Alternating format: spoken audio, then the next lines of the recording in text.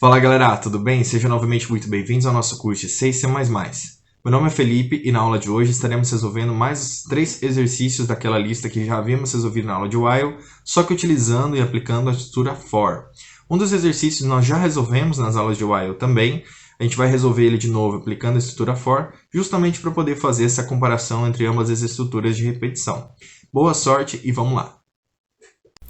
Bom, pessoal, então vamos resolver alguns exercícios utilizando a estrutura for, tá? Eu estou na mesma lista, né, exercícios com inteiros aqui, que é uma lista bem legal para a gente trabalhar. E na aula de hoje a gente vai resolver os exercícios 5 e 7 aí para começar, tá? Dependendo aqui como a gente for avançando, a gente vai resolvendo os outros também. Bom, vamos fazer o exercício 5 então. Ele diz o seguinte, deixa eu primeiro copiar ele aqui, né, mais fácil. A gente vê dentro do programa lá. Vamos colocar aqui, deixa eu salvar 05. Aí eu dou um comentário aqui e copio. Então, antes da gente ler nosso exercício, vamos colocar o padrão, né, o básico, nossos códigos aí, tá? Hashtag include, stdlib.h. Lembrando, pessoal, que a gente pode criar os projetos, tá? A gente pode criar os projetos aqui, File New Project, mas isso a gente vai utilizar mais nas próximas aulas aí. Por isso que eu estou sempre criando um input file, tá? E não um projeto, porque eu não vejo a necessidade de criar um projeto ainda. Mas quando a gente for avançando aí, a gente vai com certeza utilizar os projetos. E nas aulas de C++ aí que estão chegando aí também a gente vai utilizar os projetos, beleza? Vamos lá então, pessoal. O exercício 5 diz o seguinte. Uma loja de discos anota diariamente durante o mês de março a quantidade de discos vendidos. Então eu já percebi aí que eu tenho uma variável chamada quantidade, né? Que armazena o número de discos vendidos. Determinar em que dia desse mês ocorreu a maior venda, ok? Então já sei mais uma variável, que é a variável dia, a maior venda, e qual foi a maior quantidade de discos vendidos, ok? Então, a gente tem aí 3 variáveis. A variável maior, que vai guardar o número da quantidade de discos vendidos no maior dia. A variável dia, que vai armazenar o dia que foi vendido a maior quantidade de discos. Ficou meio confuso, mas eu acredito que você entendeu. Qualquer coisa falta um pouquinho. E também a variável, né? Durante o mês de março, a variável quantidade de discos vendidos. A gente pode utilizar só 2 variáveis, tá? Esse exercício aqui, pessoal, fica bem legal da gente resolver utilizando vetores, ok?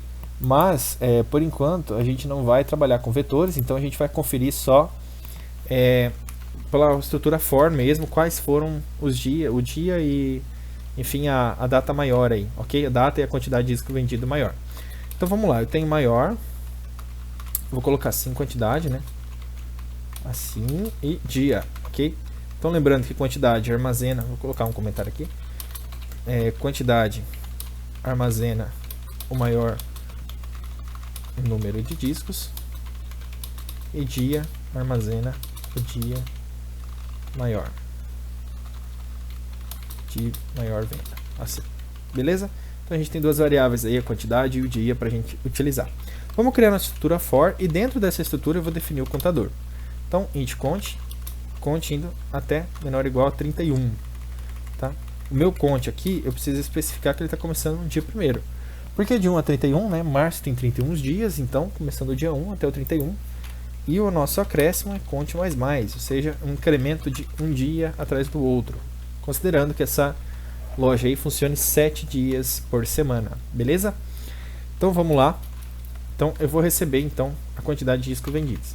Vou colocar para o meu usuário digitar, então /n, digite a quantidade de discos vendida no mês, no dia, porcentagem i, né? Count, ou seja, eu vou imprimir aqui de 1 a 31, né, o dia que é, e vou armazenar essa variável aqui como sendo quantidade. Eu esqueci de criar uma variável aqui, eu acho que eu vou criar o seguinte, eu vou criar 3 variáveis mesmo, tá? Daria para fazer com 2, mas eu acho que com 3 vai ficar mais organizado. Então eu vou colocar assim, maior, armazena o maior número de discos vendidos, quantidade armazena a quantidade, né? Bem específico. E dia armazena o dia de maior venda. Beleza? Então a gente tem 3 variáveis agora. Vou colocar aqui então porcentagem i. E aqui eu vou armazenar na variável quantidade. Ok? Então, pessoal, a gente já fez isso nas aulas passadas, mas eu vou explicar. a gente precisa conferir qual é a maior quantidade de discos vendidos, ok? Como que a gente vai fazer isso? Eu primeiro preciso receber um valor. Imagina, por exemplo, assim, né, que a gente está numa sala de aula e a gente quer saber qual é o aluno, entre 31 alunos, que tem a maior altura. Como que eu faço isso? Eu tiro todos os alunos da sala, então minha sala fica vazia. Aí eu chamo aluno por aluno. E antes dele entrar na sala, eu meço a altura dele. Essa referência aí é para o meu professor Newton, tá? Um abraço, professor, se você estiver vendo isso. Mas é uma forma bem inteligente que ele utilizou para explicar como que funciona essa interação entre maior e menor para localizar o maior ou menor valor. Então imagina que eu tiro todos os alunos da sala e toda vez eu vou receber um aluno por vez, vou medir a altura dele e vou mandar ele entrar na sala. Então eu recebi o primeiro aluno, né? Até então não tinha nenhum aluno na sala, ele vai entrar na sala. Qual é o maior valor até então, né? Qual é a maior altura de todos os alunos até então? Bom, é desse aluno que está na sala. Se só tem ele, ele é consequentemente o maior. A partir do segundo aluno, eu vou começar a comparar qual é maior. Eu vou medir o segundo aluno e vou falar, não, o segundo aluno é maior que o primeiro. Então perceba que para eu fazer a análise de quem é maior e de quem é menor, eu preciso primeiro receber um valor para utilizar ele como comparação. O valor que eu vou receber, então, seria o primeiro aluno, ok? Então, antes da gente entrar no for, numa estudo de repetição, a gente vai colocar assim, ó. A gente vai receber o primeiro dia, ok? Então, aqui, para eu comparar com os outros dias, eu preciso primeiro receber, né, o primeiro dia. Então, como eu já recebi o primeiro dia, o meu conto já começa no segundo dia. Então, o que eu fiz? Eu recebi um valor, tá? Até então, o meu maior vai ser exatamente a quantidade vendida no primeiro dia, porque até então não tenho nenhuma comparação. Se eu vendi durante um dia, esse dia, consequentemente, é o maior número de discos vendidos, ok? E dia, aqui, recebe 1. A partir disso, então, eu tenho plenas condições de fazer a comparação, ok? Meu cachorrinho ficou brabo aqui, espero que não dê para ouvir. Mas a partir disso eu tenho as condições plenas para fazer a comparação a partir dos dias, ok? Então já tenho o dia 1º, ele vai ser utilizado como parâmetro para eu comparar com o dia 2, 3, 4 até o 31. Espero que tenha ficado claro essa comparação, tá? Se você não entendeu, deixa nos comentários aí, beleza? Mas eu acredito que vai ficar bem didático isso aí. Vamos lá, então eu vou colocar os mesmos comandos aqui, tá? Então agora eu não vou começar no dia 1, eu vou começar no dia 2, como está ali. E cada dia que passar, eu vou fazer uma comparação. If quantidade for maior ou igual a maior, o que vai acontecer? Se eu receber um valor maior que o valor maior que eu tinha até então necessariamente a minha variável maior vai ter que receber esse valor, né? Se eu estou querendo armazenar um maior valor e eu tenho um valor maior do que eu já tenho armazenado, então esse valor maior vai ter que ser armazenado. E o meu dia também recebe o que? O count, ok? Dia recebia 1, né? Porque é o primeiro dia que eu recebi de venda aqui. E agora, né? Então eu tenho o meu dia recebendo aí de 2. Caso contrário, né? Ele simplesmente vai ignorar esse if, vai somar 1 no count e vai para o próximo dia. Então aqui eu já tenho uma estrutura for montada, ok? Espero que você tenha entendido. Se não entendeu, deixa um comentário aí, pessoal. É muito importante vocês tirarem as dúvidas de vocês. Vou deixar aqui então, eu vou colocar o seguinte: dia de maior venda. Dia de maior venda, eu vou colocar porcentagem e dia, beleza? E um printf, aqui eu coloquei só uma barra n, tá? Para dar uma quebra de linha. A maior quantidade de discos vendidas. Vou colocar aqui, barra n, maior quantidade de discos vendidas. Aí um porcentagem e também maior. Então, só recapitulando, tá, o que a gente fez. A gente recebeu a primeira quantidade, a quantidade vendida no primeiro dia, armazenou essa quantidade e a variável dia recebeu 1. E a partir dessa quantidade a gente foi comparando, né? A partir do segundo dia a gente foi comparando com o primeiro, né? Suponha, por exemplo, que no dia 15, né, foi digitada uma quantidade maior. Então o dia primeiro deixa de ser a nossa referência e passa a ser o dia 15. Então dia 16, 17, 18, 19, 20 vai encontrar esse dia 15, tá? Para esse exercício funcionar, pessoal, o ideal é utilizar vetores. Por quê? Vetores eu vou poder comparar uma cadeia de valores, ok? Então eu posso comparar uma cadeia de valores, então é mais legal de você trabalhar. Mas funciona plenamente sem utilizar vetores também. Vamos então receber isso aqui. Opa, ele deu um erro aqui. O cont. Ah, claro, eu não tinha declarado o cont, né? Como eu declarei cont interno aqui, eu vou apagar isso aqui, até porque eu não estou pedindo para ele imprimir nenhuma variável, né? Então é só isso aqui, um erro aí que ele detectou. Mais um erro, vamos ver. Ah, aqui uma vírgula, né? Como eu disse, confusão até eu faço, né? Então vamos lá, aí 100%. Então no dia 1, só dá dois pontos para ficar mais bonitinho, né? Para a gente não se perder. Vamos colocar aqui. Aí. Então, dia 1 eu vendi 5 discos, no dia 2, 2, 3. Aqui eu vendi 200. Um ótimo dia de venda, estava em promoção. 7, 8, 9, 1, 2, 3, 4, 5, 6, 7, 8, 9, 4. Estou chutando valores aqui, tá, pessoal? Para a gente encontrar o maior dia aí mais fácil. Que ninguém merece digitar 31 valores. Vamos lá. Dia 31. Agora, ó, eu vou digitar o dia 31. Perceba que até então, o meu dia 4, né, é o dia de maior venda e o número de discos vendidos de maior quantidade é 200. Então, a ideia é que ele imprima, né, que no dia 4 foi vendido 200 discos. Vamos colocar então aqui um valor aleatório, vamos ver. Dia de maior venda, 4, maior quantidade de discos vendidas, 200. Beleza? Gente, 100% nosso exercício funcionando, ok? Vou deixar ele aí nas descrições aí para vocês também, uma pastinha do Drive para que você possa baixar e fazer os seus testes conforme você quiser. Beleza? É um exercício mais completinho, assim, é legal porque é uma aplicação, né? Por mais simples que seja, é sempre legal trabalhar com esses exercícios aqui para trabalhar com situações reais, né? Muito dificilmente você vai encontrar uma loja de discos que faça um programa assim, mas é interessante. Beleza, gente? Aqui ele deu um warning. Ah, claro, warning é por causa disso aqui. Aí funcionou 100%.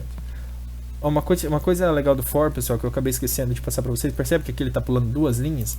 A cada repetição ele pula uma linha, você não precisa desse barra N não, tá? Aí, ó, tá? Acabei esquecendo esse detalhe aí para vocês. Bom, mas é isso então nosso exercício, vamos resolver outro exercício aqui. Esse aqui é legal, tá? Dado uma sequência, dados N e uma sequência de N números inteiros, determinar a soma de números pares. Também é legal trabalhar com vetores, tá? Mas a gente vai fazer sem mesmo, não tem problema nenhum. Vamos salvar ele aqui como exercício 7. Vamos colocar as nossas bibliotecas padrão, stdio.h e hashtag include stdlib.h. Aí aqui eu vou utilizar o int main, o return 0. Beleza? Estrutura padrão concluída. Vamos lá. Colocar aqui então os comentários que guardam o enunciado do nosso exercício. Dado n e uma sequência de n números inteiros, determinar a soma dos números pares. Então eu já percebo que eu tenho duas variáveis aí. Eu tenho a variável int n, int soma, igual a 0. Lembrando, né, pessoal, como a gente viu nas aulas aí dos exercícios em while, como eu vou utilizar uma soma, uma multiplicação em uma repetição, eu sempre limpo a variável, digamos assim, para que ela tenha o valor correto. Então aqui o 0 limpa a soma, 1 limpa a multiplicação. Beleza? Se você não assistiu às aulas de while, eu recomendo que você assista antes de dar continuidade no curso. Vamos lá. Vamos lá, então vamos criar um contador, né? Vou criar o contador aqui dentro mesmo do for, porque é uma única repetição que eu vou utilizar. E eu vou colocar, vou colocar que o cont ele vai até n, beleza? Só que, pessoal, ele tem que fazer uma sucessiva divisão por 2, né? Até encontrar o resto. Como eu já havia comentado, quando o número é ímpar, ele tem o resto 1. Quando o número é par, significa que ele dividido por 2 sempre vai ter uma divisão exata, ok? Então, ele tem que ter o resto 0 para ser um número par. Então perceba que aqui eu já vou saber, né? O meu objetivo é comparar se ele tem resto 0 ou não. Então para isso, eu tenho que fazer uma sequência de números aí. Então, meu contador ele começa em 0, lembrando que 0 é um número par, então a gente começa em 0 e vai até n, porque n eu também preciso fazer esse teste, né, para ver se n é par ou não, para ver se ele entra ou não na soma. Então, eu vou fazer o seguinte, eu vou perguntar o seguinte, if count porcentagem 2 for igual a 0, aí eu faço o seguinte, soma recebe soma mais count. Caso contrário, isso não acontece. Beleza? Então aqui vai começar em 0, né? Sempre bom a gente fazer essa análise antes da gente iniciar, para a gente ver se está correta a nossa lógica. Então, nós vamos iniciar em 0 e nós vamos até n. Suponha que n seja 4, por exemplo, né? Então eu vou somar uma sequência de n números inteiros. Então, 4, né? Então eu vou colocar aqui de 0 até 4, o meu conte mais. Se o meu contador, se o 0, porcentagem 2, for igual a 0, então a minha soma recebe soma mais o valor de conte. Caso contrário, nada acontece. Beleza? Isso até que eu tenha n valores digitados, ok? Então ele vai percorrer até n e vai ver se eu vou ter, se o n é par, enfim, ou ímpar, para decidir qual é o valor da soma. Agora, então, eu já sei que a única coisa que eu preciso fazer é imprimir o valor da soma, né? Então, barra n, soma é igual, porcentagem i, soma. Beleza? Uma estrutura bem parecida com o que a gente aplicou nas aulas passadas, tá? Lembrando que o exercício de ímpar era um pouco diferente. Eu recebia o valor de n, mas eram n números, né, que eu deveria imprimir. E aqui é uma sequência de 0 a n, ok? Então, eu tenho uma sequência de n números, não necessariamente n números pares, ok? Então, por isso que a gente vai percorrer de 0 a n, beleza? Então, aqui só faltou eu receber a minha variável n, né? Digite o valor limite. Lembrando que n é o valor limite de percorrer essa estrutura aí. Então, vou colocar aqui uma porcentagem i, que é o valor inteiro, e comercial para indicar que é o valor n. Feito isso, então, já vou realizar a operação. Aqui ele deu um erro, vamos ver qual é o erro. Ah, a vírgula, né? Como sempre, eu botando a vírgula. Então, peraí, deixa eu iniciar novamente. Agora é para funcionar, vamos lá. Então vamos supor que eu queira somar o valor até 4. Então vamos ver quais valores pares eu tenho até 4. 0 dividido por 2 resulta em resto 0, né? 0 é par, então ele entra na soma. 2 é par? 2 é par. 3 é par? Não, 3 não é par. Nem 3 nem 1 é par, então eles não entram na soma. 4 é par, então minha soma seria 0 mais 2 mais 4, ou seja, 6. Vamos conferir se isso bateu. Olha lá, 6. Agora vamos até 8, né? Então 8, a minha soma deveria ser 14, né? Que seria os 6 que nós já tínhamos. E mais 6 mais 8, então seria 12 mais 8, 20. Vamos ver. Olha lá, 20, pessoal. Beleza? Então 100%. Ele vai entrar no for, vai conferir se esse valor é ou não par. Se for par, soma, se não, não faz nada. Ok? Incrementa sempre 1. Beleza, pessoal? Então, mais um exercício resolvido aqui. Tem uma forma aqui de resolver exercício triangular. Esse exercício é bem interessante. Mas eu quero resolver um exercício que a gente já tenha resolvido em sala, tá?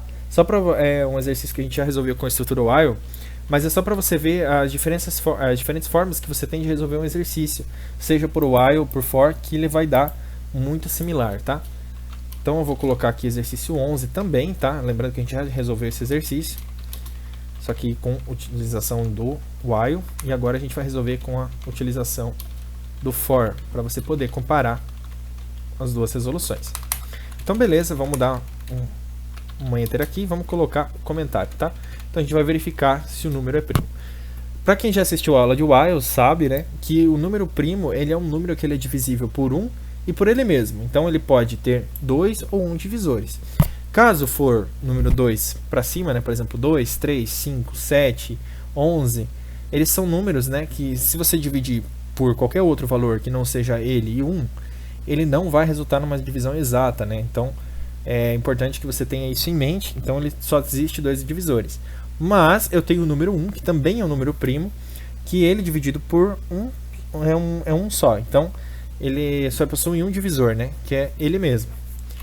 Então aqui eu vou colocar a minha função principal, int main, e colocar um return 0. Beleza. Pronto, já tenho aqui então a estrutura, o escopo do meu programa. Agora a gente vai então realizar essa conferência aí de número de divisores que nós temos. Então, primeiro de tudo, eu preciso colocar um n, né, que é o valor que ele deu, e pedir para ele me digitar. Digite um número para verificarmos se é primo. Então, eu vou pedir para o usuário digitar um número para a gente verificar se ele é primo ou não. Então, e comercial, n, eu armazenei esse número já.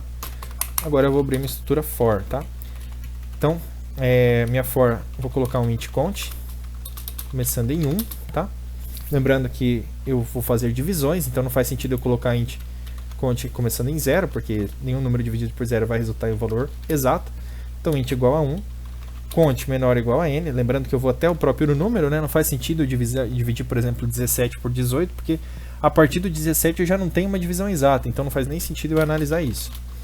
E vou incrementando, né, para verificar de 1 em 1, né, de 0, 1, 2, 3, quais são os divisores desse número.